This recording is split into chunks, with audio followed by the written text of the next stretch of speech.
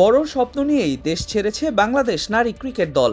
সামনে টানা দুই বড় মঞ্চ, সংযুক্ত আরব আমিরাতে নারী টি-20 এশিয়া কাপ, এরপর জাপানের আইচি নাগোয়ায় এশিয়ান গেমস।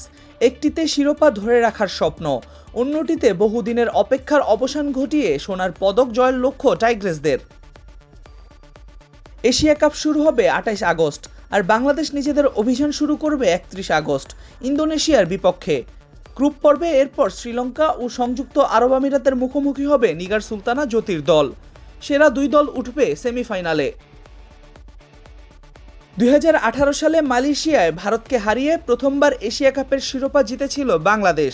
এর পরের আসরগুলোতে আর ফাইনালে ওঠা হয়নি। এবার সেই আক্ষেপ গোছানোর লক্ষ্য দলের। অধিনায়ক নিগার সুলতানাও জানিয়েছিলেন, বারবার সেমিফাইনাল থেকে বিদায়ের বাধা পেরিয়ে এবার ফাইনালে খেলতে চায় তারা।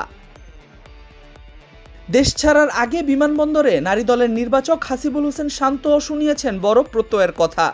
তার বিশ্বাস, ভারতকে হারানোর সামর্থ্য বাংলাদেশের আছে। শুধু এশিয়া কাপের ফাইনাল নয়, এশিয়ান গেমস থেকেও সোনার পদক নিয়ে দেশে ফিরতে চায় টাইগ্রেসরা। এশিয়া কাপের পরে তো আমরা এশিয়ান গেমস জিতে যাবে বাংলাদেশ, সেখানে ভালো খেলা অবশ্যই দরকার। আসলে মেয়েরা কিন্তু আগে চেয়ে অনেক বেটার ক্রিকেট খেলছে, তো সবার কাছে মানে আশা করবো যে তাদের জন্য দোয়া করতে, তারা যাতে তাদের মানে তারা যে ম্যাচটা খেলে মাঠে যদি তারা তাদের ন্যাচারাল খেলাটা খেলতে পারে, বাংলাদেশ ইন্ডিয়াকে হারানোর মতো team.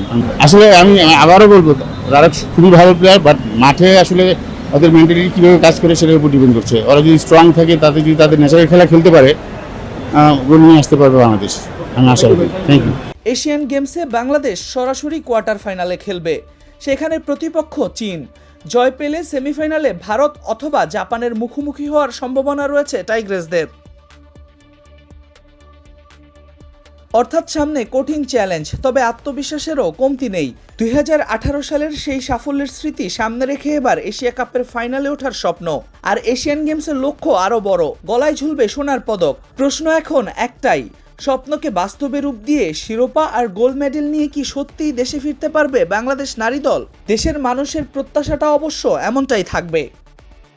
Al Mahmud Fahim, BD ক্রিক time.